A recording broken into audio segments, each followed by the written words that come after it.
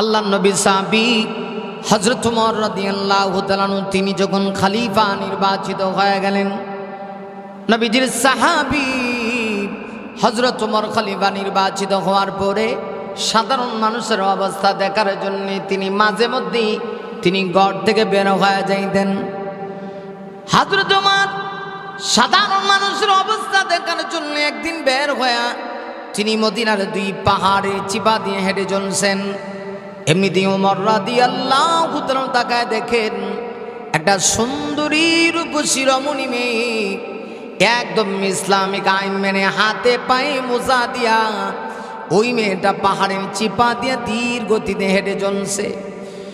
হযরত ওমর খুশি হইয়া আল্লাহর দিকে আকাশের দিকে তাকায়া হযরত ওমর দুইটা চোখের পানি ছেড়ে দিয়া বলেন, আল্লাহ গো, আমি তোমার কি শুকরিয়া আদায় করব? এত সুন্দর রূপসী রমণী একটা মেয়ে এইভাবে পাহাড়ের চিপা দিয়া ধীর গতিতে হেঁটে যাচ্ছে, মনে হয় যেন মেয়েটার অন্তরের ভিতরে আল্লাহ ছাড়া আর কাহারও কোনো ভয় নাই। একদম সাধারণভাবে পাহাড়ের চিপা দিয়ে মেয়েটা ধীর গতিতে হেঁটে যাচ্ছে। হযরত ওমর আল্লাহ শুকরিয়া আদায় করলেন। ওমরের কাছে এই দৃশ্যটা খুব ভালো লাগলো। তিনি আল্লাহকে বললেন, আল্লাহ গো, সুন্দরী একটা মেয়ে, সুন্দর বলতে তিনি কিন্তু চেহারার সৌন্দর্যতা বোঝান নাই। না না না, একটা মেয়ের যদি চেহারা শুধুমাত্র সুন্দর হয়, বাহ্যিক সুন্দর হয়, দেহ সুন্দর কিন্তু ভিতরে সুন্দর না, ইসলামী আইন দিয়ে মেয়েটা তার নিজেকে ডেকে না নেয়, ইসলামের আইন সুশাসন যদি মেয়েটা না মানে, এটার নাম কিন্তু সৌন্দর্যতা হতে পারে না।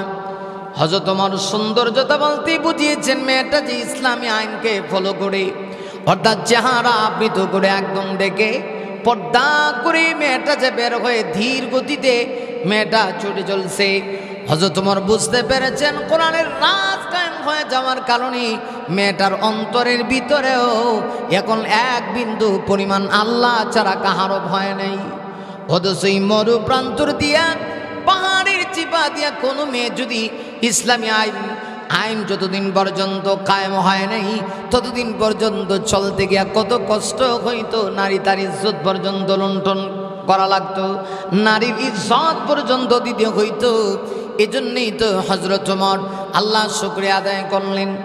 হযরত ওমর মেয়েটার কাছে গেলেন, কাছে গিয়া হযরত ওমর তিনি ঠান্ডা গলা দিয়া মধুর সুরে মেয়েটাকে একটু সালাম দিলেন, আসসালামু আলাইকুম।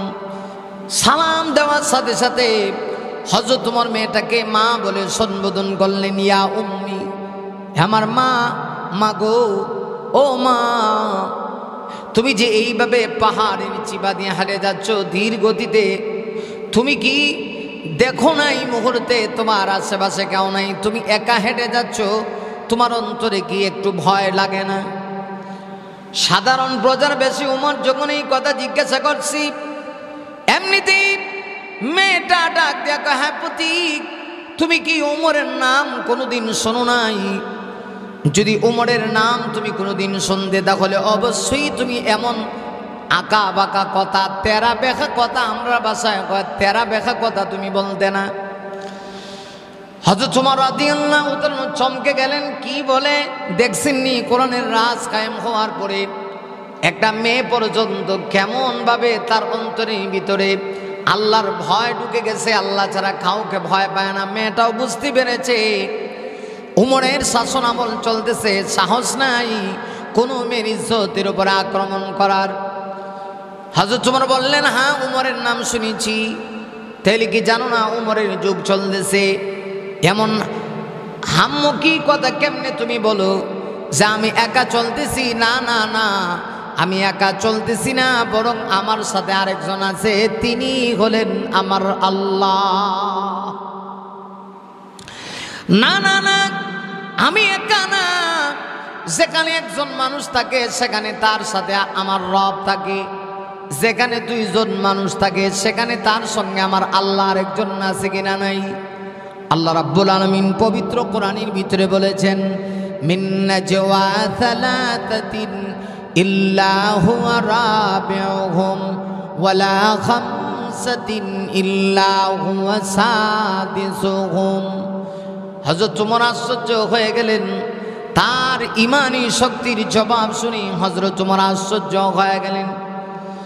হযরত ওমর পরিচয় না দিয়া এবার সাধারণ প্রতীকের মতো ওমর রাদিয়াল্লাহু তাআলা মেয়েটাকে জিজ্ঞাসা করতেছেন, মাগো বুঝতে পেরেছি আপনার অন্তরের ভিতরে আল্লাহর ভয় আছে, আর আপনি এটা বিশ্বাস করেন ওমর যেহেতু কোরআনের রাজ দিয়া সমাজ চালাচ্ছে, কোরআনের আইন দিয়া এই সমাজে কেউ নারীর উপরে আক্রমণ করার সাহস নেই, মেনে নিলাম। কিন্তু মারি আমি তোমাকে দেখে ভাবতেছি তুমি বড় টেনশন ফিল করতেছো, একেবারে ধীর গতিতে তুমি হেঁটে যাচ্ছ। তোমার ভিতরে কি কোনো বিষয়ের টেনশন আছে কিনা? তুমি কি কোনো বিষয় নিয়ে চিন্তা করতেছো কিনা? কোনো পেরেশানির ভিতরে আছো কিনা?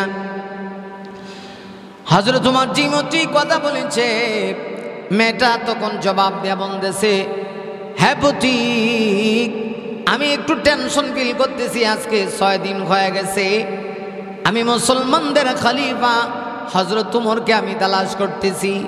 আজকে 6 দিন হয়ে গেছে আমি বের হয়েছি আমার এলাকা থেকে, আমার রাষ্ট্র থেকে।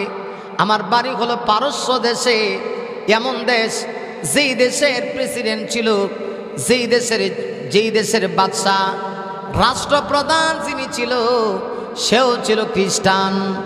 এমনকি ওই দেশের মানুষগুলিও খ্রিস্টান ধর্মের অনুসারী। আমিও একটা সময় খ্রিস্টান ছিলাম, আমি মুসলমান হয়েছি। প্রায় 12টা বছর আমি জেলের ভিতরে জালেমের জিন্দানখানায় আমি সময় অতিবাহিত করছি।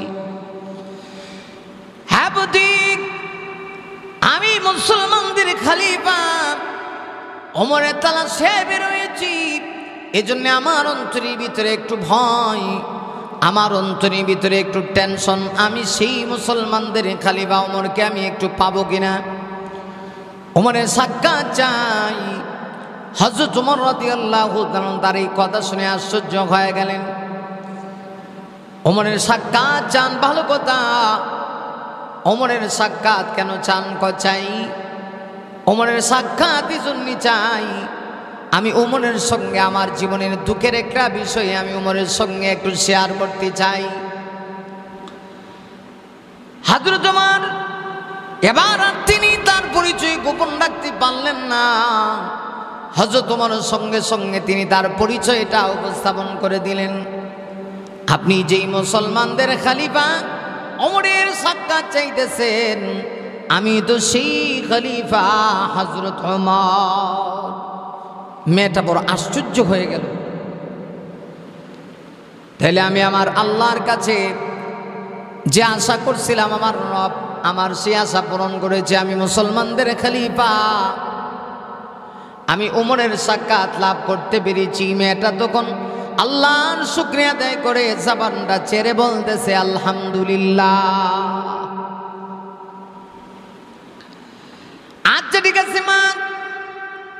হযরত ওমর বলতেছেন, তাইলে আপনার আমার সাথে আমার সাথে তো আপনার সাক্ষাৎ হয়ে গেছে,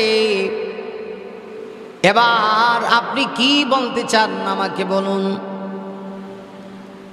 আপনার মনের পেরেশানি দূর করুন। এই মুহূর্তে মেয়েটা ডাক দেয়া বলতেছে, ওগো খলিফাতুল মুসলিমিন, আমার বাড়ি দেশে না, আমি তো বলেছি আমার বাড়ি হলো পারস্য দেশে। 12টা বছর ঈমান আনার কারণে 6 বছর যখন আমার বয়স ছিল তখন আমি মুসলমান হয়েছিলাম। আমি কালেমা পড়েছিলাম। এই কালেমা পড়ার অপরাধে 12 বছর পর্যন্ত পারস্য দেশের জেলখানায় আমি বন্দি থেকেছি। 24 ঘন্টা সময় আমার উপরে জুলুম করা হয়েছে। এরপরই যখন আপনি খলিফার মসনদে বসেছেন, পারস্য আর রোম যখন আপনি বিজয় করেছেন, আপনার ক্ষমতা পারস্য আর রোম পর্যন্ত গিয়া যখন আপনার ক্ষমতার প্রভাব গিয়ে ঠেকে গেছে, তখন তো আর জেলের ভিতরে বন্দি রাখার কোনো সুযোগ নাই, আমাকে মুক্ত করে দিয়েছে। আমি জেল থেকে মুক্ত হয়ে আমি আপনার সন্ধানে বের হয়েছি। এজন্যই তো আপনি দেখতে পাচ্ছেন আমি একটু পেরেশানি অনুভব করতেছি। যেহেতু আপনাকে পেয়ে গেছি, এখন আর আমার কোনো পেরেশানি নাই। আমি আপনার কাছে শুধু আমার পেরেশানি দূর করার জন্য আপনার কাছে শুধুমাত্র আমি একটা আবদার রাখতে চাই। আবদারটা হলো আপনি আমাকে একটু আশ্রয় দিবেন নি, আপনার রাষ্ট্রের ভিতরে আমাকে একটু আশ্রয় দিবেন কিনা? আপনি যেহেতু খলিফা। হযরত ওমর ডাক দিয়া বলে, মারে কোনো মানুষের কাছে আশ্রয় চাইতে পারে না। মাখলুক কোনোদিন আশ্রয় অন্য কোনো মাখলুকের কাছে চাইতে পারে না। আশ্রয় যদি চাইতে হয় একমাত্র রব মহান আল্লাহর কাছে চাইতে হবে। আমি তোমাকে আশ্রয় দিব কেন? মানে আমি তোমাকে আশ্রয় দিব না। মেয়েটা বলতেছে তাহলে আমি যাব কোথায়? তিনি বলছেন না, আমি তোমাকে আশ্রয় দিব কেন, আমি তোমাকে তোমার অধিকার দেব। কারণ তুমি এই মুসলমানদের খলিফা হযরত ওমরের কাছে তুমি এসেছো, তোমার যে অধিকার, তোমার যে পাওনা, সেই পাওনাটা আমি তোমাকে দিতে চাই, তোমার অধিকার আমি তোমাকে দিতে চাই, তোমাকে আমি আশ্রয় দেব কেন? আল্লাহু আকবার। মেয়েটা বড় বেশি খুশি হইল। হযরত ওমর রাদিয়াল্লাহু তাআলা আনহু এবার মেয়েটাকে জিজ্ঞাসা করলেন, মা তোমার বয়স কত? মেয়েটা তখন জবাব দিয়া বলতেছে, এই মুহূর্তে আমার বয়স চলতেছে 18 বছর। 6 বছর বয়সে আমি মুসলমান হয়েছিলাম। 12 বছর জালেমের জিন্দানখানায় আমি বন্দী ছিলাম। এখন আমার বয়স হয়েছে 18 বছর। হযরত ওমর রাদিয়াল্লাহু তাআলা বলেন, এই মুহূর্তে তোমার একটা অধিকার আছে। মাগো তুমি জানো নি তোমার অধিকারটা কি? খলিফার কাছে তোমার পাওনা, রাষ্ট্রের প্রধান যিনি তার কাছে তোমার পাওনা হলো রাষ্ট্রের প্রধান যেন তোমার জন্য একটা পাত্রের ব্যবস্থা করে দেন, একটা ছেলের সঙ্গে তোমার বিবাহের ব্যবস্থা করে দেন। কারণ একটা স্বামীর কাছে যেমন তার স্ত্রী স্বামীর কাছে যেমন নিরাপদ, এই পৃথিবীর অন্য কাহারও কাছে এমন নিরাপদ হতে পারে না। মারে এখন তো তোমার এটা একটা অধিকার, ভালো একটা পাত্র তোমাকে আমি মুসলমানদের খলিফা হওয়া হিসাবে তোমার একটা ভালো পাত্রী ব্যবস্থা করে দেওয়া, এটা তোমার অধিকার, তোমার পাওনা। মেয়েটা এবার অনেক খুশি হইয়া হযরত ওমরকে ডাক দিয়ে বলতেছে, তাহলে তো ভালোই হলো, আমার জন্য একটা ভালো পাত্রীর ব্যবস্থা আপনি করে দেন। ঘটক হইয়া আপনি একটা ভালো পাত্রীর ব্যবস্থা আমার জন্য করে দেন। হযরত ওমর চিন্তা করলেন, এমন মেয়ে, এমন পরহেজগার মেয়েকে যদি আমার ছেলের সঙ্গে বিবাহ দিতে পারি তাহলে তো আমার জীবনটা সার্থক, আমার ঘরটা আলোকিত হয়ে যাবে। এমন একটা মেয়ে যেই ঘরের ভিতরে আসবে, এই ঘরের ভিতরে আল্লাহ বরকত বাড়ায় দিবে। না না না, ওই ঘরে শুধু আল্লাহ বরকত বাড়ায় দিবে তা না, ওই ঘরের ভিতরে আল্লাহ পাক রব্বুল আলামিন যে সন্তান দিবেন, সন্তানগুলি বড় নেককার হবে। হযরত ওমর এবার নিজেই ঘটক হয় হযরত ওমর মেয়েটাকে ডেকে বলতেছেন, মাগো আমার কাছে একটা ছেলের সন্তান আছে, ছেলেটার নাম হলো আব্দুল্লাহ, বাবার নাম হলো ওমর। অর্থাৎ নিজের ছেলেরই প্রস্তাব দিচ্ছেন। মা, ছেলেটা 6 ফুটের উপরে লম্বা, চেহারা খুব সুদর্শন, মানে খুবই স্মার্ট, আবার ছেলেটার জ্ঞানও ভালো। হাফিজুল হাদিস, 1-2 লক্ষ হাদিস নয়, 3 লক্ষ হাদিস তার মুখস্থ। এমন ছেলের সঙ্গে আমি তোমাকে বিবাহের গটকালি করে বিবাহ দিতে চাই, তুমি কি বিবাহ করতে রাজি আছো?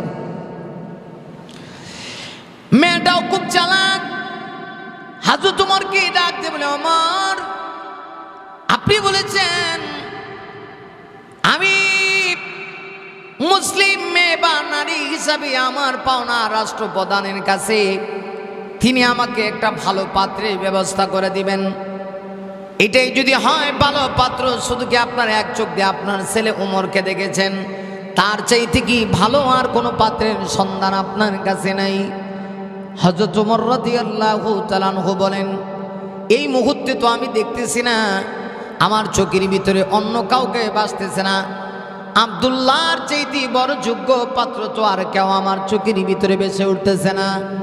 হযরত ওমর যখন এই কথা বলেছে, মেয়েটা নিদারুণ চালাক। মেয়েটা ডাক দিয়া কয়, হুসাইন ইবনে আলী রাদিয়াল্লাহু তাআলা আনহুর সন্তান হুসাইন কি আব্দুল্লাহর চাইতে যোগ্য কিনা?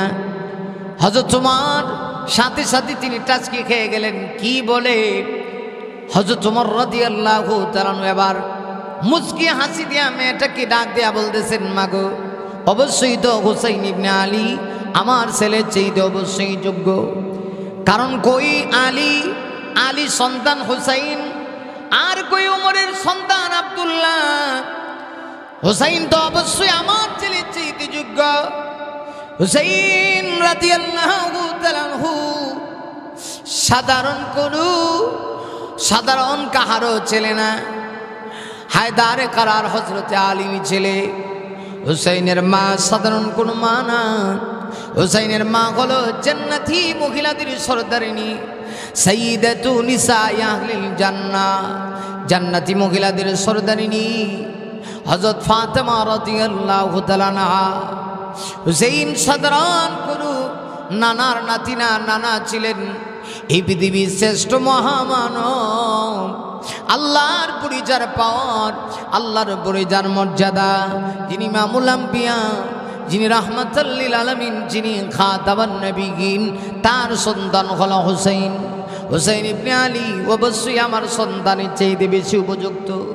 মারে অবশ্যই এটা তোমার অধিকার, তুমি যেহেতু চাচ্ছ, এতক্ষণ আমার চোখের ভিতরে বেশি উঠেনি। অবশ্যই তুমি চাইলে আমি ওমর খলিফা হওয়ার কারণে আমি তোমার গটকালিটা করতে পারি, তুমি অনুমতি দাও। হুসাইনের কাছে আমি যেতে চাই তোমার বিবাহের প্রস্তাব নিয়া। মেয়েটা ডাক দিয়া বলে, হ্যাঁ যেহেতু আপনি বলেছেন রাষ্ট্রের খলিফার কাছে আমি মেয়ে হিসাবে ভালো একটা পাত্রের কাছে আমার বিবাহ বসা মেয়ের, সেই হিসাবে এটা যেহেতু আমার অধিকার, এটা যেহেতু আমি অধিকার পেতে পারি, তাই আপনার কাছে আপনি একটু যান না দয়া করে হুসাইন ইবনে আলীর কাছে আমার বিবাহের প্রস্তাব নিয়ে যান। হযরত ওমর রাদিয়াল্লাহু তাআলা আনহু মেয়েটার এই কথা শুনে পরন্তু বিকেলে হুসাইন রাদিয়াল্লাহু তাআলার কাছে তিনি চলে গেলেন, বিবাহের প্রস্তাব নিয়ে হুসাইনের কাছে গেলেন। হযরত আলীকেও সামনে রাখলেন আর হুসাইনকে বললেন, হুসাইন একটা ভালো মেয়ে তোমার সঙ্গে বিবাহের উপযুক্ত একটা মেয়ে তোমাকে বিবাহের প্রস্তাব দিয়েছে, আমি ওমর এই মেয়েটার সঙ্গে তোমাকে গটকালি করে বিবাহ দিতে চাই, তুমি কি বিবাহ করতে রাজি আছো কিনা? হযরত হুসাইন রাদিয়াল্লাহু আনহু সাথে সাথে জবাব দিয়ে বললেন, হ্যাঁ আমি রাজি আছি, তবে মেয়েটাকে 3 প্রশ্নের জবাব দিতে হবে। 3টা প্রশ্নের জবাব যদি মেয়েটা দিতে পারে গো, আমি হুসাইন তার সঙ্গে বিবাহ বসতে রাজি আছি। 3 প্রশ্নের জবাব দিতে হবে। 3 প্রশ্নের জবাব যদি দিতে পারে আমি হুসাইন তার সঙ্গে বিবাহ বসব।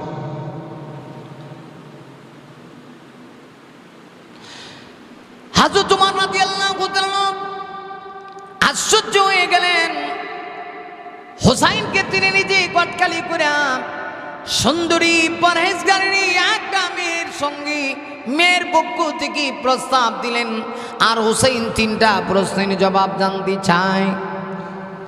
হযরত হুসাইন রাদিয়াল্লাহু তাআলার কথা শুনে হযরত ওমর দৌড়ায় চলে গেলেন, মেয়েটার কাছে গিয়ে ডেকে ডেকে বলতেছেন, মারে হুসাইনের সঙ্গে তুমি বিবাহ বসবা, হুসাইন তোমাকে বিবাহ করবে, কিন্তু শর্ত দিয়েছে হুসাইন তোমাকে 3টা প্রশ্ন করবে, 3 প্রশ্নের জবাব কি তুমি দিতে পারবে কিনা? মেয়েটা একটুকু নৈরাশ নয়, মেয়েটা ডাক দেয়া কয়, খলিফা ওমর আমার আল্লাহ যদি তৌফিক দেয়, আমার আল্লাহ যদি চায়, হুসাইনের 3 প্রশ্নের জবাব অবশ্যই আমি দিতে পারবো। হযরত ওমর আশ্চর্য হয়ে গেলেন।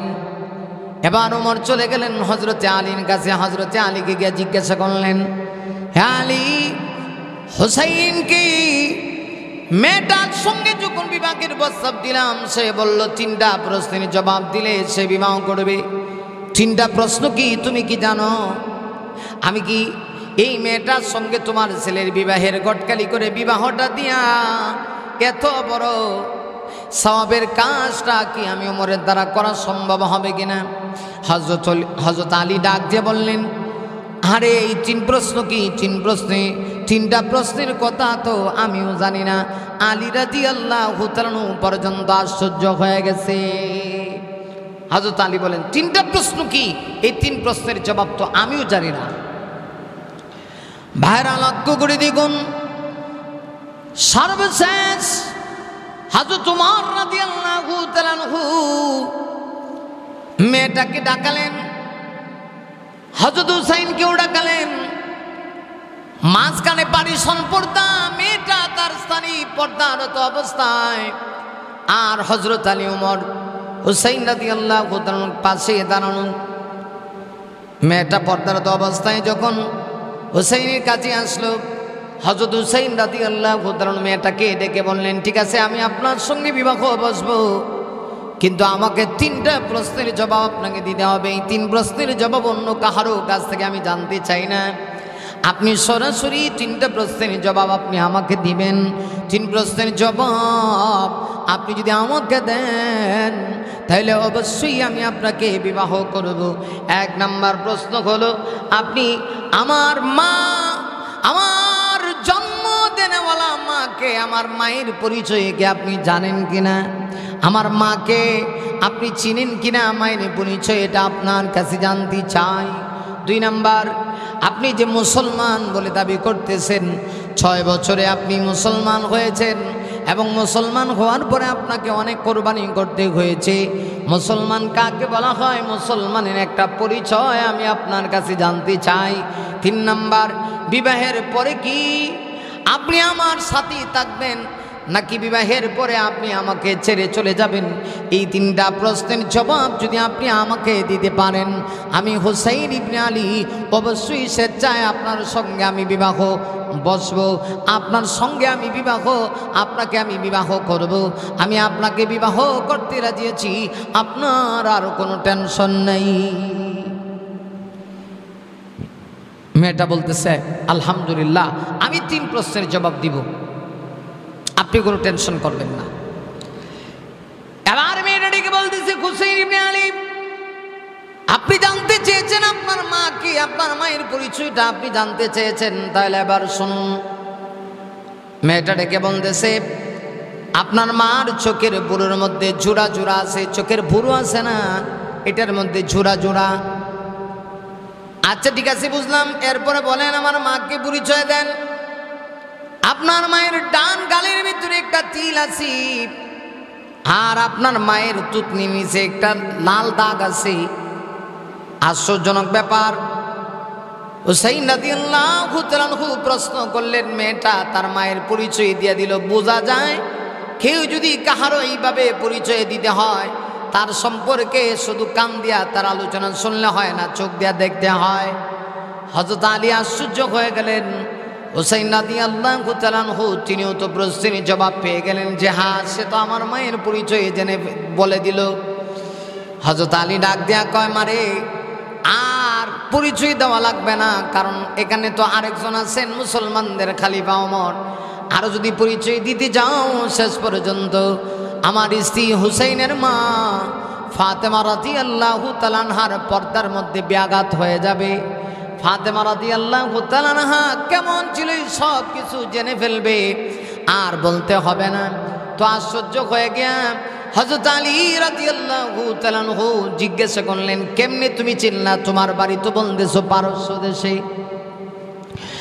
মেয়েটা ডাক দিয়ে বলতেছে, শুনেন তাহলে, আমি যখন 6 বছর বয়সে মুসলমান হয়েছিলাম, মুসলমান হওয়ার পরে জালেমের জিন্দাখানায় যখন আমাকে অত্যাচার করা হইতো, আমি অত্যাচার আর নিপীড়ন সহ্য করতে না পেরে মাঝে মধ্যে আমার আল্লাহকে বলতাম, আল্লাহ গো, ও আল্লাহ, আমি তোমাকে না দেখি বিশ্বাস স্থাপন করেছি, তোমার নবীকে আমি দেখি নাই। আল্লাহ, তোমার নবীকে নবী হিসেবে মেনে নিয়েছি। আল্লাহ, তুমি যদি আমার সাক্ষাৎ দিতা, তোমার নবী যদি আমার সঙ্গে সাক্ষাৎ দিত, আল্লাহ জালেমেরা আমাকে জেলখানায় ঈমান আনার কারণে কত কষ্ট দেয়, কত আঘাত করে, কত নির্যাতন করে। আল্লাহ, আমার কোনো দুঃখ নাই, আমার কোনো কষ্ট নাই। আমি যখন এইভাবে আল্লাহকেই ডাকতাম, মাঝে মধ্যে ওরা যখন আমার গায়ে চাবুক দিয়ে আঘাত করতো, চাবুকের আঘাতে আমি দুর্বল হয়ে যাইতাম, আমি বেহুশ হয়ে যাইতাম। মাঝে মধ্যে যখন আমি ঘুমাইতাম, আমি স্বপ্নে এইভাবে যখন বলতাম, একদিন হঠাৎ করে তাকায় দেখি সুন্দরী রূপসী, মনে হয় যেন জান্নাতির একটা কুড়ি, জান্নাতি একটা সুন্দরী আমার পাশেই বসা আছে, আমার পাশেই বসা। এত চমৎকার, এত সুন্দর চেহারা। আমি জিজ্ঞাসা করলাম তিনি কে? জবাব আসলো তিনি হলো ফাতেমা। তিনি ফাতেমা, তিনি শুধু জান্নাতি মহিলা তা না, জান্নাতি মহিলাদের সর্দারিনী। আমি তখন তো ফাতেমা রাদিয়াল্লাহু আনহাকে আমি দেখেছি, আমার চোখে দেখেছি, তাই তো তার চেহারায় কোথায় কি আছে আমি সব কিছু বলে দিয়েছি। হ্যাঁ, এইভাবে যখন মেয়েটা বলতে শুরু করলো, হযরত হুসাইন রাদিয়াল্লাহু আনহু বললেন, ঠিক আছে আপনার একটা প্রশ্ন, 100 প্রশ্নের জবাব আপনি পেরে গেছেন, এবার আপনার পরিচয় দেন, আপনি যে মুসলমান, মুসলমান কারে বলায়? মেয়েটা তখন ডাক দিয়ে বলতেছি, আমি মুসলমানের একটা পরিচয় দিই। আমার বয়স যখন 6 বছর, আমার বাড়ি পারস্য দেশে, আমার পরিচয় হলো আমার দাদা পারস্য দেশের, তিনি ছিলেন সম্রাট, নাম ছিল কায়সার। আমার দাদা পারস্য দেশের সম্রাট কায়সার। আমার বাবা তিনিও তো সম্রাট ছিলেন। আমার বাপ দাদা পারস্য দেশের ক্ষমতা তাদের হাতে ছিল। 6 বছর বয়স যখন আমার হয়ে গেল, ঠিক 6 বছর হওয়ার পরই একদিন দাদা আমাকে ডাকতেছি। দাদা কিন্তু নাতিদেরকে, নাতিদ্বয়কে খুব বেশি মহব্বত করে, নাতিদেরকে দাদারা বেশি মহব্বত করে আমাকে ডাকছে, নাতি আয়। আমি যখন রাজদরবারে গেলাম, ঠিক সেই সময় আমাকে বিশাল একটা আসন দেওয়া হলো, চেয়ার দেওয়া হলো। এই চেয়ারের মধ্যে আমি বসলাম। এমনি দেখি, আমি তাকায় দেখতেছি একজন মানুষ, তার সঙ্গে আরো কিছু লোক আছে। একজন মানুষের হাত পা শিকল দিয়া বাঁধা, আর কালো পর্দা দিয়ে তার চেহারা ডেকে রাখা। আমার বাবা মাকে বলতেছে, দেখ এরা মুসলমান, এরা কোনো মানুষই না। আমি বললাম, দাদা মুসলমানেরা কি মানুষ না? কয় না, কোনো মানুষ না, এদের পৃথিবীতে বাঁচার কোনো অধিকার নাই। এরা এক আল্লাহকে স্বীকার করে, এদেরকে বন্দী করা হয়েছে। এই মুহূর্তে তাদেরকে ফাঁসির কাস্টে ঝুলন্ত করা হবে। ভাইরা আমার, মেয়েটা তখন দেখে দেখে বলতেছে, দাদা গো এটা অপরাধ কি? অপরাধ কি? কয় অপরাধ হলো এরা এক আল্লাহকে স্বীকার করে, এরা বলে লা ইলাহা ইল্লাল্লাহু মুহাম্মাদুর রাসূলুল্লাহ, এছাড়া এদের কোনো অপরাধ নাই। এই অপরাধের কারণে তাদেরকে মৃত্যুদণ্ড দেওয়া হবে, ফুটন্ত তেলের ভিতরে ছেড়ে দেওয়া হবে। ফুটন্ত তেলের ভিতরে ছেড়ে দেওয়ার পরে এদের বডি, এদের হাত পা সব কিছু আলাদা হয়ে যাবে। ফুটন্ত তেলে খড়কুটা যেমন আলাদা হয়ে যায়, এদের সব কিছু আলাদা হয়ে যাবে। এদের জীবনটা এইভাবেই ধ্বংস হয়ে যাবে। মেয়েটা ডেকে বলতেছি, ঠিক সেই সময় আমি আমার চেয়ার ছেড়ে দিয়া আমি মুসলমান ওই সাহাবীর কাছে গেলাম। পারস্য দেশের সম্রাট যাদেরকে আটকে ফেলেছে, বন্দি করেছে, আমি তাদের কাছে গিয়া বললাম, কি একটা বার কালেমা ছেড়ে দেওয়া যায় না? দাদা এরা যদি কালেমা ছেড়ে দেয়, কই কালেমা ছেড়ে দিলে এদেরকে টোকন দেওয়া হবে, পুরস্কার দেওয়া হবে, এদেরকে আর এইভাবে মারা হবে না, হত্যা করা হবে না। মেয়েটা তখন ডাক দিয়ে বলে, তাইলে আপনারা একটা বার কালেমা পড়েন। তখন সাহাবী ডাক দেয়া কয়, মা গো তোমার বয়স কম, তুমি বুঝবে না। যদিও তুমি দেখতেছো ফুটন্ত তেলের ভিতরে আমাদেরকে ছেড়ে দেওয়া হবে, আমরা মরে যাব, আমাদের জীবন শেষ হয়ে যাবে। না না না, আমরা মরব না, আমাদের জীবন শেষ হবে না, বরং আমাদের শুধুমাত্র বডিটা তেলে পড়বে, আর রূহটা আল্লাহ পাক খাঁচা থেকে পাখিটা বের করে নিয়ে আল্লাহ পাক আমাদেরকে জান্নাতের মেহমান বানায় দিবে। আর যারা আল্লাহ রাস্তায় শাহাদাত বরণ করি, এরা কখনো মৃত্যু বরণ করে না। মেয়েটা ডাক দিয়া বলতেছে, তখন আমি দেখতেছি মুহূর্তের ভিতরেই আমার বাবা দাদারা মুসলমান সাহাবী, ওই সাহাবী সহ ওই সাহাবী এবং তার সঙ্গে যারা ছিলেন সবাইকে ফুটন্ত তেলের ভিতরে ছেড়ে দিয়া এদেরকে শহীদ করে দিয়েছে।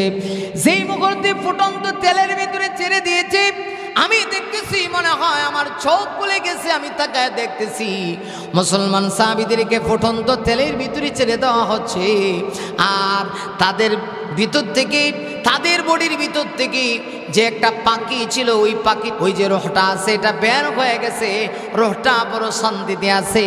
আল্লাহ পাক রব্বুল আলামিন যদিও তাদেরকে ফুটন্ত তেলে ছেড়ে দিয়া শহীদ করে দেওয়া হয়েছে, কিন্তু তাদের কোনো কষ্ট হয় নাই, তাদের রোহে কোনো কষ্ট পায় নাই। এই দৃশ্য দেখি আমি দৌড়ায় পারস্যের সম্রাটের রাজ দরবার থেকে কালেমা পড়ে পড়ে আমি আমার মায়ের কাছে চলে গেলাম। আমার মা আমাকে দেখে বড় আশ্চর্য হয়ে গেল। আমি আমার মায়ের সামনে গিয়ে আমি কালেমা পড়ে মুসলমান হয়ে গেলাম। আমি উপরে নিলাম লা ইলাহা ইল্লাল্লাহু মুহাম্মাদুর রাসূলুল্লাহ। মেয়েটা ডেকে বলতেছে আমি কালেমা পড়ে মুসলমান হয়ে গেছি। এই হলো আমি যে মুসলমান হয়েছি, মুসলমান হওয়ার পরিচয়। আপনি কি আমার আপনার দ্বিতীয় প্রশ্নের জবাব পেয়েছেন কিনা? মুসলমান হওয়ার পরে আমি নিজে, আমি সম্রাটের মেয়ে, সম্রাটের নাতি হওয়ার পরে আমাকে 12টা বছর পর্যন্ত আমাকে জিন্দানখানায়, জালেমের জিন্দানখানায় আমাকে বন্দি করা হয়েছে। এরপরে হযরত উমর যখন খলিফা নির্বাচিত হয়েছে, জেলখানার সব দরজাগুলি উন্মুক্ত করে দেওয়া হয়েছে, তখন আমি সেখান থেকে চলে আসছি। হযরত আলী রাদিয়াল্লাহু আনহু এবং তার সন্তান হুসাইন রাদিয়াল্লাহু তাআলা আশ্চর্য হয়ে গেলেন। হুসাইন বললেন ঠিক আছে, আপনার দ্বিতীয় প্রশ্নের জবাবটাও আমি বুঝতে পেরেছি, 100 আপনি জবাব দিতে পেরেছেন। সুবহানাল্লাহ। ভাইরা আমার লক্ষ্য করে দেখুন, তৃতীয় প্রশ্ন করেছিলেন হুসাইন, আপনি কি আমার বিভাগের পুরী আমার সঙ্গে থাকবেন কিনা, নাকি আমাকে ছেড়ে চলে যাবেন? কারণ আমাদের সমাজে অনেক যুবক ছেলে ফেলে আছে, বিবাহের আগে দেখবেন তাদের বিবাহের আগে যেই মেয়েকে বিবাহ করবে তার সঙ্গে কত ভালোবাসা, তুমি আমার জানের জান, কলিজার টুকরা, আদা খান, কিন্তু বিবাহের পরে দেখা যায় আর সম্পর্ক ঠিক থাকে না, ভালোবাসা থাকে না। মেয়েটা ডাক দিয়ে বলে, যার নাম ছিল শাহের বানু, পারস্য সম্রাটের মেয়ে, ডাক দিয়া বলে হ্যাঁ, শুধুমাত্র আমি আপনার সঙ্গে বিবাহ হওয়ার পরে শুধুমাত্র আমি আপনার সঙ্গে থাকবো তা না, আল্লাহ না করুক আপনি যদি দুনিয়া থেকে বিদায় নিয়ে যান, তারপরেও আমি আপনাকে বলবো না, দুনিয়াতে আপনার সঙ্গে চলতে চাই, হাসরে আপনার সঙ্গে উঠতে চাই। হযরত হুসাইন রাদিয়াল্লাহু তাআলার সঙ্গে সঙ্গে খুশি হয়ে বললেন ঠিক আছে, আপনি তৃতীয় প্রশ্নের জবাব 100 দিয়েছেন। এখন খলিফা হযরত ওমর উভয়ের সঙ্গে, হুসাইনের সঙ্গে শাহের বানু পারস্য সম্রাটের মেয়েকে তিনি বিবাহ পড়ায় দিলেন। বিবাহের পরে দেখা গেল হযরত হুসাইন রাদিয়াল্লাহু তাআলা, আপনারা জানেন কারবালার নির্মম ট্র্যাজেডি, ভয়াবহ ইতিহাসের ভয়াবহ ঘটনা কারবালায় ঘটেছে। হুসাইন রাদিয়াল্লাহু তাআলাকে যখন ইয়াজিদ বাহিনী কারবালার প্রান্তরে এমনভাবে আঘাত করেছে, এমনভাবে হুসাইনকে শহীদ করে দিয়েছে। হুসাইন রাদিয়াল্লাহু তাআলাকে যখন ফুরাত নদীর তীরে পানি বন্ধ করে দিয়েছিল, পানি দেয় নাই, শেষ পর্যন্ত তিনি শাহাদাতের অমিয় সুধা পান করবেন। হুসাইন রাদিয়াল্লাহু তাআলা কল্লার সঙ্গেও মাতার সঙ্গে কত বেয়াদবি করছে তা না, হুসাইন রাদিয়াল্লাহু তাআলাকে শহীদ করার পরে ইয়াজিদ বাহিনী তাদের উট দিয়া হুসাইন রাদিয়াল্লাহু তাআলার শরীরের ওপর দিয়া যখন উটের পা দিয়া বারবার হুসাইনকে আঘাত করে শরীরের অঙ্গ প্রত্যঙ্গগুলি আলাদা করতেছিল, এমনিতেই ওই শাহের বানু হুসাইন রাদিয়াল্লাহু তাআলার স্ত্রী, তিনি তার ওয়াদা ঠিক রাখলেন। তিনি বলেছিলেন আমি দুনিয়াতে বিবাহের পরে কোনোদিন আপনাকে ছেড়ে যাব না। তিনি শরীরের বডির অঙ্গ প্রত্যঙ্গগুলি, গোস্ত আর হাড্ডিগুলি সবগুলি একত্রিত করা তিনি একটা ব্যাগে বললেন। ব্যাগে পরে তিনি ডেকে বলতেছেন, হুসাইন রে, আমি যে আপনার সঙ্গে ওয়াদা করেছিলাম আপনার ইন্তেকালের পরেও আমি আপনাকে ছেড়ে যাব না। আমি যদি বেঁচে থাকি আর দুনিয়াতে বেঁচে থাকা অবস্থায় তো কোনোদিন আমি আপনাকে ছেড়ে যাব না। দেখুন ইয়াজিদ বাহিনী আপনার সঙ্গে কেমন আচরণ করেছে, আমি আর কি করব, আমি নিরুপায় হয়ে গেছি। এরপরও আমি আপনাকে ছেড়ে যাইনি, আপনার দেহের সব হাড্ডি আর গোস্তগুলি তার আলাদা করেছে, আমি সব একত্রিত করেছি। এরপরও এই সময়েও কিন্তু আমি আপনাকে ছেড়ে যাই নাই। আল্লাহু আকবার। চিন্তা করছেন পারস্য দেশের সম্রাটের মেয়ে, সে কেমনভাবে মুসলমান হওয়ার পরে ইমানকে সে কত গুরুত্ব দিয়েছে। ইমান শুধু এনেছে তা না, জীবনের সবটুকুন শক্তি দিয়া ইমানের উপর ইস্তেকামত থেকেছে। যে কারণে আল্লাহ পাক এমন মানুষদেরকেই দুনিয়ার থেকে যাওয়ার সময় আল্লাহ পাকের ঘোষণা, তারা জান্নাতের সুসংবাদ নিয়ে সার্টিফিকেট নিয়ে দুনিয়া থেকে যাবে। আল্লাহ রাব্বুল আলামিন পবিত্র কোরআনের ভিতরে বলেন, ইন্নাল্লাযীনা ক্বালু রাব্বুনাল্লাহু সুম্মা ইসতাকামু তাতানাজ্জালু আলাইহিমুল মালায়েকা আল্লা তাখাফু ওয়ালা তাহজানু ওয়া আবশিরু বিল জান্নাতিল্লাতী কুনতুম তুআদুন। ভাইরা আমার, আল্লাহ রাব্বুল আলামিন বলেন, নিশ্চয়ই যারা এই কথা বলি রাব্বুনাল্লাহ, আমাদের রব আল্লাহ, সুম্মা ইসতাকামু, অতঃপর যারা এই কথার উপরে ইস্তেকামত থাকে, অবিচল থাকে, অনড় থাকে, আল্লাহ ডাক দিয়ে বলেন, তাতানাজ্জালু আলাইহিমুল মালায়েকা, ওরা যখন দুনিয়া থেকে বিদায় নিবি, বিদায় নেওয়ার সময় রহমতের ফেরেশতারা তাদের কাছে এসে হাজির হবে। হাজির হয়ে বলবে, লা তাখাফু ওয়া লা তাহজানু, তোমাদের কোনো ভয় নাই, চিন্তা নাই, আবশিরু বিল জান্নাহ, তোমরা আল্লাহ তৈরি জান্নাতের সুসংবাদ গ্রহণ করো। বাস।